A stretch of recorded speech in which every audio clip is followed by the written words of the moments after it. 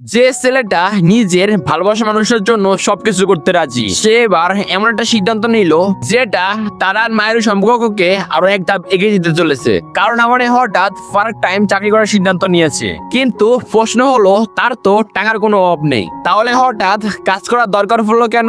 আজকের এপিসোডে আমরা দেখতে পাবো আমানের সে গোপন উদ্দেশ্য, মায়ের হিংসা, নতুন কিছু চরিত্র এন্ট্রি আর এমন কিছু রোমান্টিক মুহূর্ত যেগুলো তাদের সম্পর্ককে আরো মজবুত করে তুলবে। কিন্তু সবচেয়ে ইন্টারেস্টিং ব্যাপার হলো মাহিরুর জন্য আমানে যে জিনিসটা কিনতে চায় সেটা জানার পর সবাই অবাক হয়ে যায়। আর বন্ধুরা, যখন কেউ সত্যিকারের ভালোবাসে তখন নিজের প্রিয় মানুষের মুখে হাসি ফোটানোর জন্য কতটা দূর যেতে পারে সেটা আজকের এপিসোডে খুব সুন্দর করে দেখতে পাবো। তো আর দেরি না করে চলুন শুরু করা যাক the Angel next door spoiler me রোটেড season 2 এর এপিসোড নাম্বার 11 কে। গল্পের শুরুতেই আমানে এবং মাহিরুকে স্কুলে যেতে দেখা যায়। হাঁটতে হাঁটতেই আমানে হঠাৎ বলে, আমি ভাবছি একটা পার্ট টাইম চাকরি শুরু করব।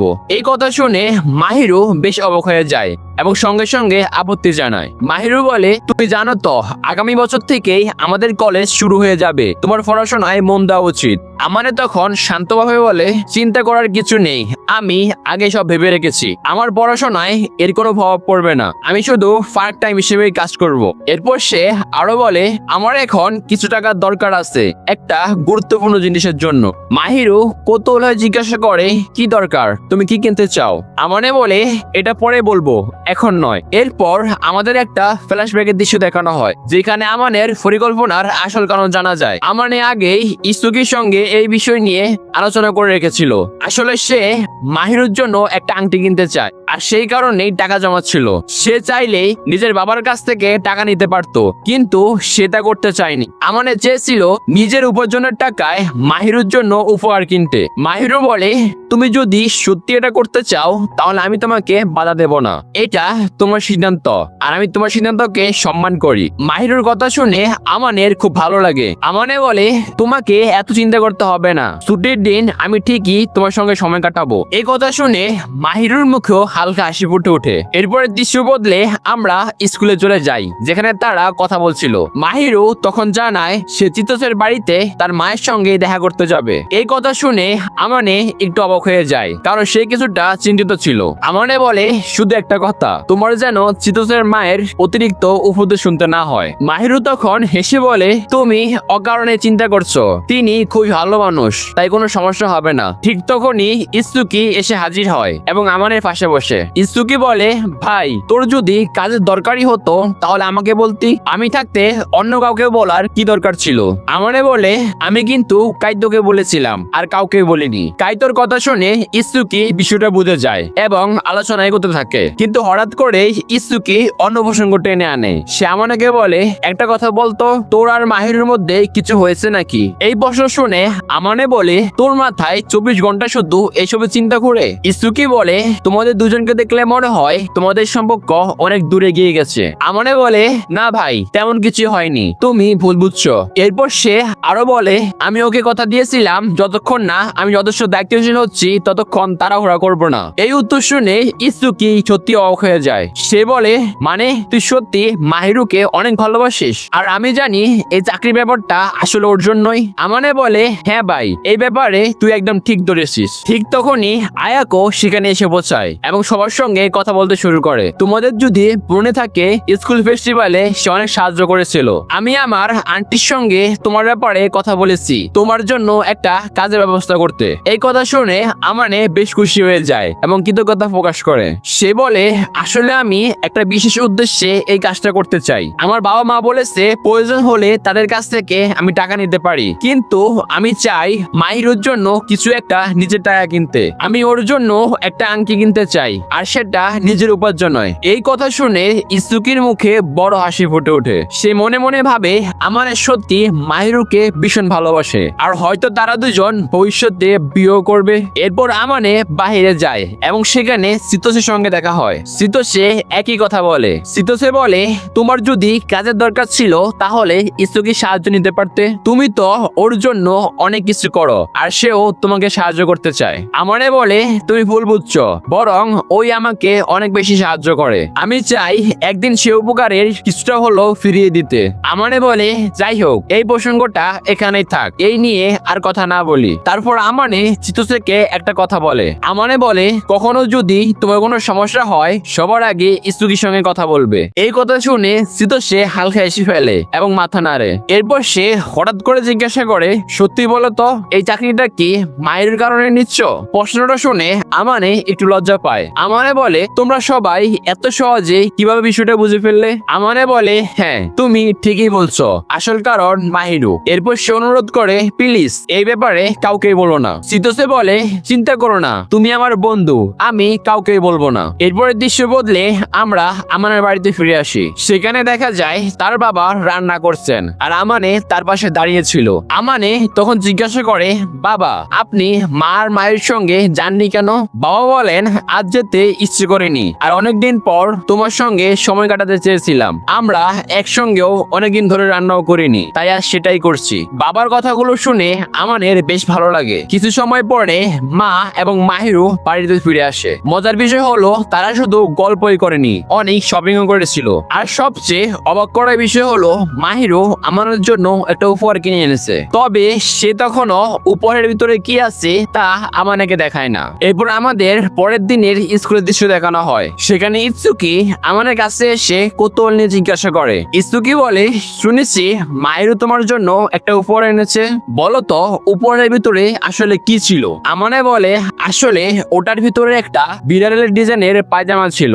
এই কথা শুনে ইৎসুকি জোরে এসে ওঠে এবং মজা করতে থাকে। ইৎসুকি বলে ভাই, এটা পরে তোকে নিশ্চয়ই দারুণ লাগবে। আমানে বলে এই কারণেই আমি তোমাকে কিছু বলতে চাই না, তুমি সবসময় আমার কথা নিয়ে মজা করতে থাকো। এরপরের দৃশ্য বদলে আমরা আয়াকোর সঙ্গে আমানেকে দেখতে পাই। আয়াকো তখন তাকে সেই ক্যাফেতে নিয়ে যায় যেখানে সে কাজ করবে। মজার বিষয় হলো আয়াকোর বয়ফ্রেন্ডও সেখানেই কাজ করত। এতে আমানে ভাবলো কাজ শেখার ক্ষেত্রে সে অনেক সাহায্য পাবে। কিছুক্ষণ পর ক্যাফের মালিকও সেখানে এসে পৌঁছায়। এই ক্যাফেটি আয়াকোর আন্টির ছিল এবং তিনি মালিক। তিনি আমানের দিকে তাকিয়ে বলেন এই কি সে ছেলে যে এখানে কাজ করতে আগ্রহী হয়েছে? এরপর আয়াকো আমানের পরিচয় করিয়ে দেয় এবং তার সম্পর্কে বলে। আমানেও তখন নিজের সম্পর্কে বিস্তারিত জানাতে থাকে। কথা বলতে বলতে আন্টি হঠাৎই একটা প্রশ্ন করে। আন্টি বলে আমাকে বলো তো তোমার আর আয়াকোর সম্পর্কটা আসলে কি? আমানে বলে না না, আপনি ভুল বুঝছেন, ওর সঙ্গে তেমন কিছুই নেই, আমরা শুধু একই স্কুলের বন্ধু, এর বেশি কিছু নয়। আমার গার্লফ্রেন্ডের ভালো বন্ধু হলো আয়াকো, তাই হয়তো আমাকে সাহায্য করছে। এই উত্তর শুনে আন্টি সন্তুষ্ট হয়। অবশেষে আন্টি আমানেকে কাজে দেওয়ার জন্য রাজি হয়ে যায়। এরপর আয়াকো নিজের আন্টির সম্পর্কে আরো কিছু জানায়। আয়াকো বলে আমার আন্টি আসলে একজন লেখক ছিলেন, কিন্তু পরে এই ক্যাফে খুলেছেন। কেন খুলেছেন সেটা আমি ঠিক জানি না, তবে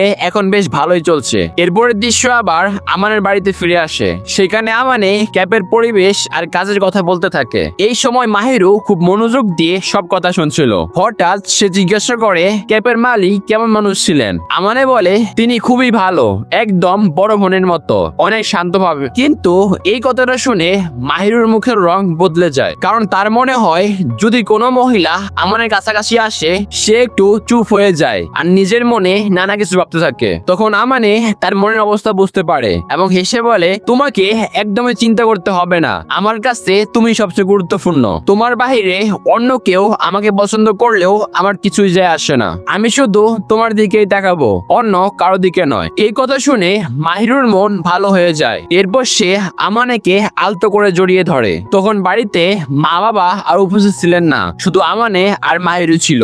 দুইজন পাশাপাশি বসে শান্তভাবে কথা বলছিল আর সময় কাটছিল। হঠাৎ মাহিরু বলে জানো আমানে, তোমার মা যখন এখানে থাকেন তখন আমার খুব ভালো লাগে, কারণ উনি তোমার ছোটবেলার অনেক গল্প আমাকে শোনান। এই কথা শুনে আমানে একটু লজ্জা পায় এবং মুখ পিছকে বলে তোমার এইসব শোনার দরকার নেই, এগুলো খুবই বিরক্তিকর। এরপর আমানে বলে আচ্ছা তোমার ছোটবেলার কিছু গল্প আমাকেও বলো। এই প্রশ্ন শুনে মায়ের মুখের হাসি ধীরে ধীরে মিলিয়ে যায়। কিছুক্ষণ নীরব থাকার পর সে নিজের অতীতের কথা বলতে শুরু করে। মাহিরু বলে আমার শৈশব তোমার মতো ছিল না, অনেকটাই একাকী ছিল। আমি সবসময় মানুষের কাছে ভালো থাকার চেষ্টা করতাম। আমি ভাবতাম যদি সবাইকে খুশি রাখতে পারি তাহলে হয়তো আমাকে পছন্দ করবে, কিন্তু তারপরেও কেউ আমার কাছে আসতো না, কেউ আমার বন্ধু হতে চাইতো না। মাহিরুর কথা শুনে আমানের মন খারাপ হয়ে যায় এবং সে তাকে সান্ত্বনা দেয়। আমানে বলে, এখন আর তোমাকে এইসব বিষয় নিয়ে ভাবতে হবে না, কারণ আমি তোমার পাশে আছি, আমি তোমার কথা শুনবো, তোমার সঙ্গে থাকবো। এই কথা শুনে মাহিরুর মুখে আবারও হালকা হাসি ফুটে ওঠে। এরপর দুজনেই একে অপরকে কিস করে। কিছুক্ষণ পর আমানে আবারও চাকরি প্রসঙ্গ তুলে আনে। আমানে বলে, চিন্তা করো না, ছুটির দিন আমি অবশ্যই তোমার সঙ্গে থাকবো, তবে কখনো কখনো কাজের জন্য একটু দেরি হতে পারে। তার আগে থেকেই বলছি, তুমি বাড়ির সবকিছু আগের মতো সামলে নিও, অতিরিক্ত চিন্তা করো না। এরপর আমানের চাকরির প্রথম দিনের দৃশ্য দেখানো হয়। আমানেও খুব মনোযোগ দিয়ে সবকিছু শিখছিল এবং বেশ খুশি ছিল। ঠিক তখনই আরেকজন মেয়ে কর্মচারী সেখানে এসে উপস্থিত হয়। মেয়েটি ছিল খুবই প্রাণবন্ত আর হাসিমুখী, অনেকটাই চিতসের মতো। তার সঙ্গে একজন ছেলেও ছিল, সে সম্ভবত তার প্রেমিকা। কাজের পরিবেশটা খুবই বন্ধুত্বপূর্ণ ছিল আর সবাই মজা করছিল।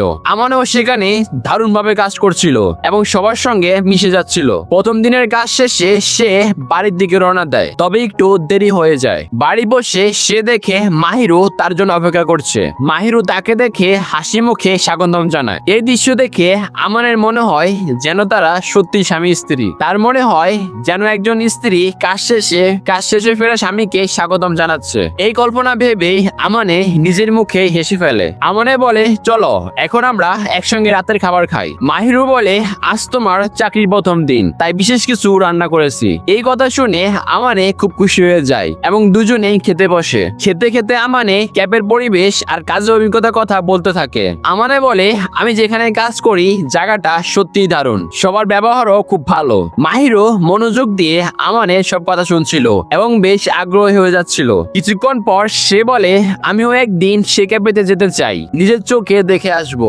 আমানে বলে, তুমি কি আমাকে সে কাজের পোশাকে দেখতে চাও? মাহিরু বলে, হ্যাঁ, তুমি তো বাড়িতে আমার সঙ্গে খুব একটা মজা করো না, তাই ভাবছি ক্যাফেতে গিয়ে তোমার সঙ্গে মজা করব। আসলে দুজনেই মজা করছিল আর একে অপরকে খোঁচা দিচ্ছিল। এরপর তারা আরো কিছুক্ষণ গল্প করে, একসঙ্গে সময় কাটায়। তো বন্ধুরা, আজকের এপিসোডে আমরা দেখলাম আমানে কিভাবে মাহিরুর জন্য নিজের উপার্জনে কিছু করার সিদ্ধান্ত নেয়, নতুন চাকরিতে যোগ দেয় আর তাদের সম্পর্ক আরো গভীর হয়ে ওঠে। কিন্তু আসল প্রশ্ন হলো, আমানের সে সারপ্রাইজ পেলেন শেষ পর্যন্ত কি হবে, আর সামনে তাদের সম্পর্ক কোন দিকে এগোবে সেটা জানার জন্য পরের এপিসোডটা একদমই মিস করো না। ভিডিওটা ভালো লাগলে চ্যানেলকে লাইক ও সাবস্ক্রাইব করে দিও। তো অন্য কোনো ভিডিওতে দেখা করবো ততদিন পর্যন্ত বিদায়।